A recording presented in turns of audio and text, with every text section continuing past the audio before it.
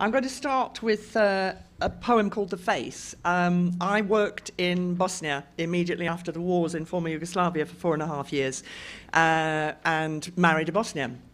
And this poem, it links back to the very first poem that Chris read, where he identified that Auschwitz and Hiroshima and Nagasaki were and are keys for Edward in understanding anything about how we are now. So this tracks the image, the central image of At the Inland Sea, of the woman clutching her baby.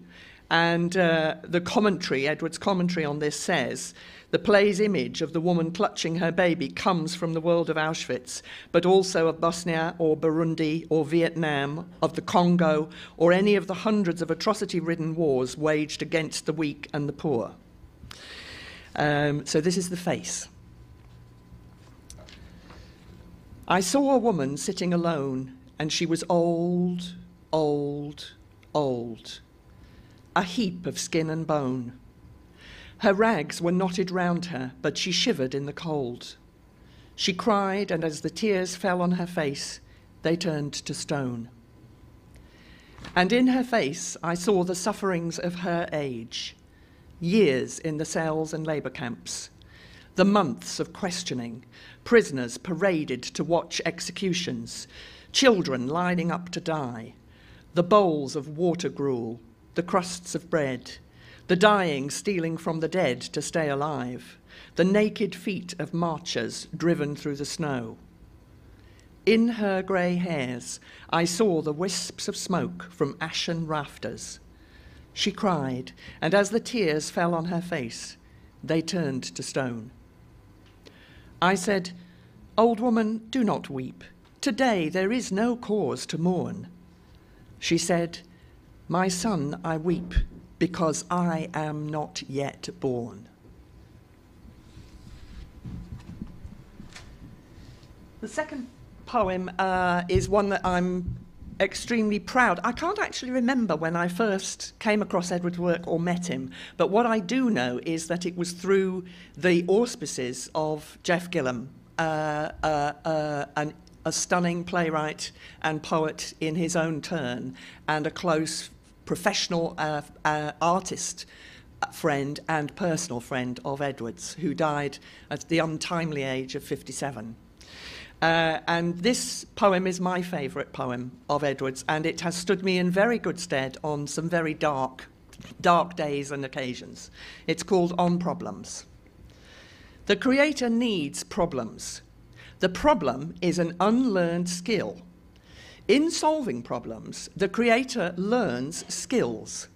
He uses his skills to turn new problems into new skills. When we work, we have only problems and skills. Respect the problem. Do not turn back when you see it or turn aside. It holds the secret of change. In it is hidden the new skill. Look at the problem closely. Understand it has many sides, but fewer solutions. Before the solutions are known, you must know the sides. This is the law of nature. I dedicate that one too to Tony Grady, another great mentor and inspiration for many people in this room, who very much knew that if you kept tunneling away at the problem, the solutions would be in the problem, not separate from it. This, I hope you're going to be able to withstand the change of gear. But I wanted something that would show how witty and blackly humorous Edward can be. And this reminds me of Bosnia, although there's no direct connection, but it's something to do with the deep, deep black humour and satire that is in this short fable. And sort of, I think, suitably enough, it's called Water. In a certain city, there had been for many hundreds of years a shortage of water. This caused disease and other sufferings to the citizens. Each spring there was a heavy rainfall, and the silent people watched the precious life stream running in gutters that would soon be dry as bone. In time, modern machines were constructed. There were new spinning factories and iron foundries in the city. These places needed more water, and so did the new workers. The city's rulers were practical and philanthropic men. They used their new machines to build a dam in the hills over the city. The dam collected all the water the city needed.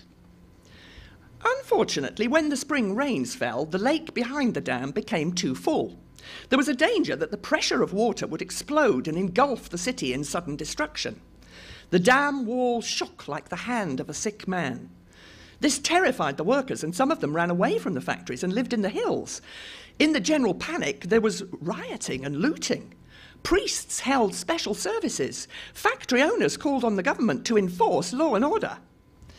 As the rulers of the city had been clever enough to build the dam, they ought to have been clever enough to make it safe. They might have built aqueducts to take the water safely round the city, or through the parks and squares to make them beautiful with lakes and fountains. But understand, there was panic and fear of collapse. In such times, rulers don't blame the machinery of society, but its people. Indeed, they look on disaster as a test of national spirit. So instead of reconstructing the dam, the rulers called on the citizens to serve their city with greater efforts. They were to drink more water. Water drinking festivals were organised. Drinking squads patrolled the streets. The good citizen was seen at all times sipping from a glass of water in his hand. Medals were given to those who consumed large quantities. It's surprising what well-intentioned and public-spirited individuals can do on such occasions. One man drank 50 gallons of water each week for 3 weeks running before he drowned internally. He asked to be buried in a bath. There was much washing of the person and of possessions. People whose curtains were not constantly dripping could expect to have their windows broken by groups of young pioneers who were called the water babies.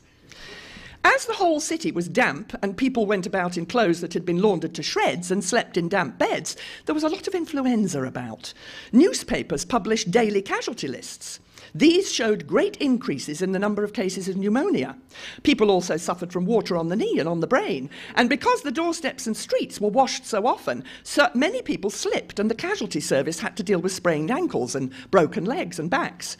Of course, the wounded, who had already made the sacrifice, could no longer drink very much or wash very often. The burden fell more heavily on the rest.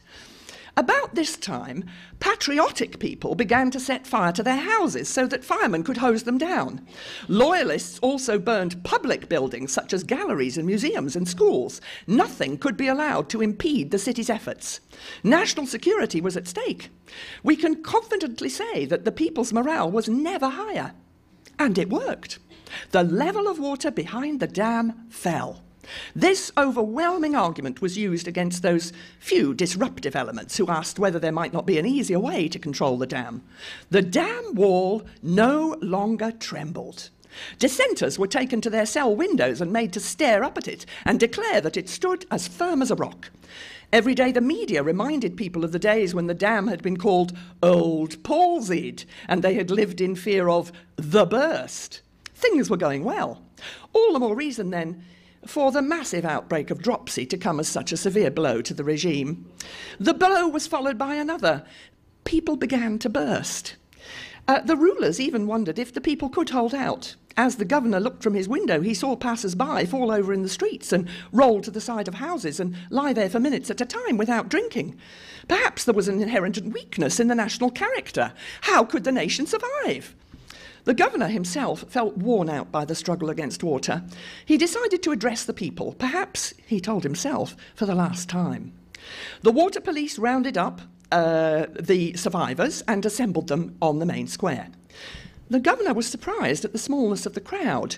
If the people had not been so bloated, he would have seen that it was even smaller than he thought. As the governor spoke, one or two exploded. A new illness had broken out, a fever which heated the blood and so caused the water to boil. Sufferers emitted large amounts of steam and a high whistling scream from their ears, mouth, nose and anus till their bodies burst. The governor spoke with great dignity, raising his voice over the screaming, burping, plopping, pissing and exploding. Fellow citizens, the level of water in the dam is now so low that should any of you survive, you will be assured of 3 whole years without danger of a dam burst. What the future holds beyond then we cannot tell, but these 3 years are safe, no matter how much rain falls. Citizens, I salute your great victory. God bless us.